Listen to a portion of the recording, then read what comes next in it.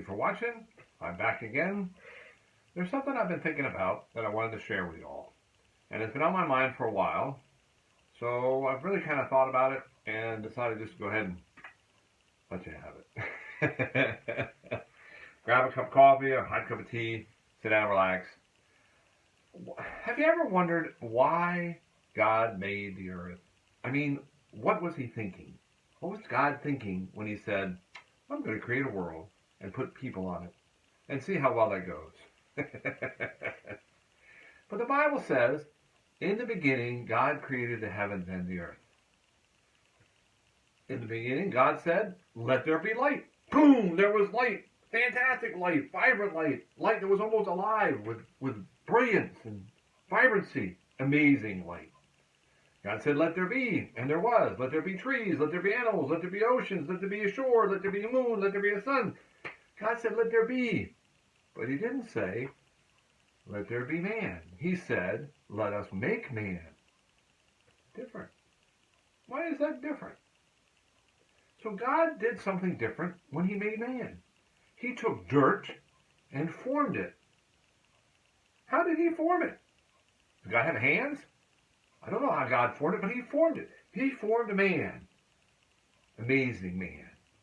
A beautiful man. A remarkable man. An intelligent man. A strong man. Every good quality that could be put in man, he put in it. And then God breathed into the man the breath of life, and man became a living soul. Unbelievable accomplishment. And then God made a garden. A beautiful place to put man in. And man was in the garden, and man enjoyed the garden, and man played with animals, man tended the trees. God would come down and talk to man every day, and they'd spend time together. They'd sit down and have a cup of coffee. They'd say, hey, how's it going, God? Going pretty good, Adam. Glad you asked. They talked about how to pick the fruits. They talked about naming the animals. They spent time together. And God said after he made everything, and it was good. And it was good. And it was good. He made the land. It was good. He made the earth. It was good. He made the animals. It was good. But there was one thing that wasn't good. Adam was alone. God said it's not good that man's alone. Not good. So what did God do?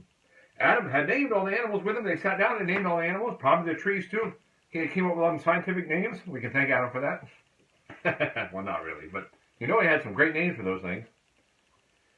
But there wasn't a helpmeet for him. A helpmeet.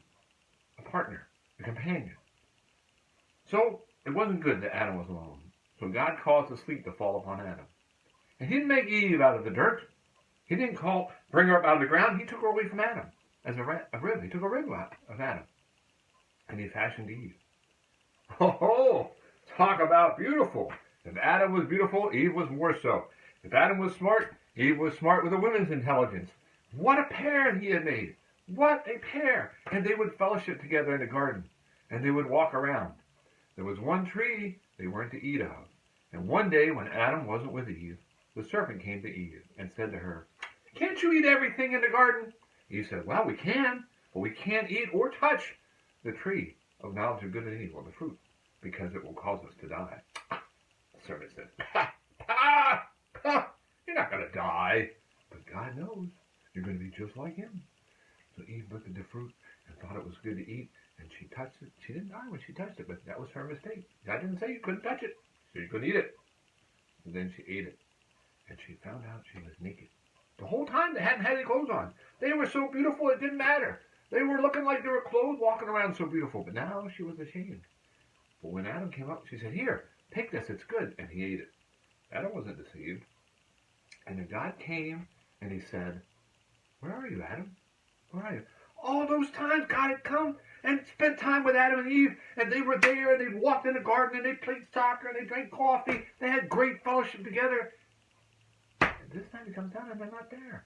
Do you think God was surprised that Adam was hiding? Do you think God was surprised that that happened? Do you think God had no idea that was coming? And yet he still made us. He still made man. So Adam was cursed and kicked out of the garden. And he had to work hard for his food from now on.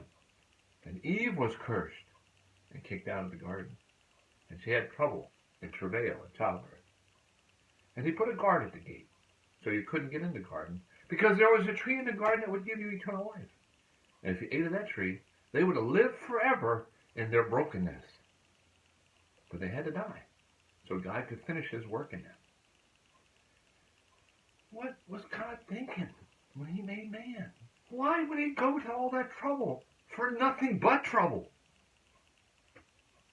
God needs us to love him because we want to. God promised Adam and Eve a redeemer, and they look forward to that redeemer. And when Jesus came and died on the cross, he fulfilled God's promise to bruise the serpent's head. And we look back to Jesus, and we have faith in him, and we can have fellowship with God, just like Adam and Eve in the garden. But we have to believe.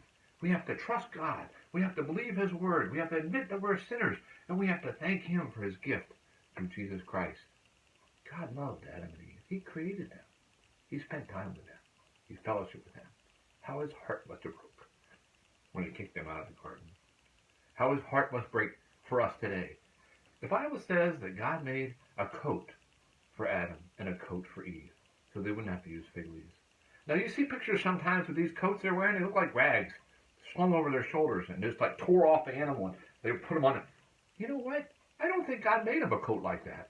I think God made him a coat that was beautiful and fit to wear and fit to work in. I think they kept that coat for years until it finally just disintegrated into the dust. God wouldn't give them second-rate clothing. And he doesn't give us second-rate covering with his son, Jesus Christ. He takes care of us. He provides for us. Why did he do that? Because he wants to have fellowship with us. People, we need to read our Bible every day. We need to spend time with God every day so that he can use us to do what he wants. Ask yourself why, and see if you come up with a better answer. Thank you for watching this, and thank you for being a faithful watcher. If you like it, click the like. Subscribe if you want. I'm going to do some more as we go along, as the thoughts come to me. I hope they're a blessing. If you have any comments or questions, please put them below. We have materials for you if you want to use it. Again and again, I say thank you very much for watching.